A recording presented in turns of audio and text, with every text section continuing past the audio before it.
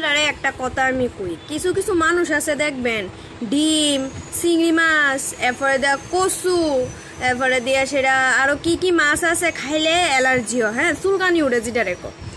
আরো কিছু কিছু মানুষ আছে দেখবেন তারা কোনো কিছু অ্যালার্জির কিছু খাইতেছে না, হ্যাঁ তারা ডিম কচু এরপরে চিংড়ি মাছ কিছু খাওয়া লাগে না, তারা দেখবেন এমনি চুলকানিটা দেখলে আপনার মনে হইব যে তারা শৈল কেউ 20 কচু লাগাই দিছে, ঠিক আছে। তো ওখানে কত হয়েছে যে চিংড়ি মাছ ডিম এসব না খায় সেটা কেমন চুলকানি উঠবো আপনারা কইতেছেন। আপনার কিছু একটা বালা হইতেছে, আপনি বালা কিছু একটা করতেছেন দেখবেন এটাই মানুষের চুলকাইব, মানে মানুষের তো জ্বলবো, এটা কিন্তু এক ধরনের চুলকানি, ঠিক আছে।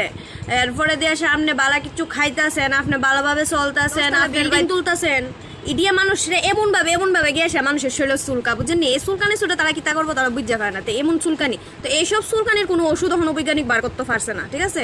এটা খাইলেও কাজ না, এটা যে কি খাইলে কাজ হইব আমি বুঝতে পাই না, আমার কাছে এই সলিউশন এখন আমি পাইছি না, এই চুলকানির ঠিক ওষুধটা কিতা।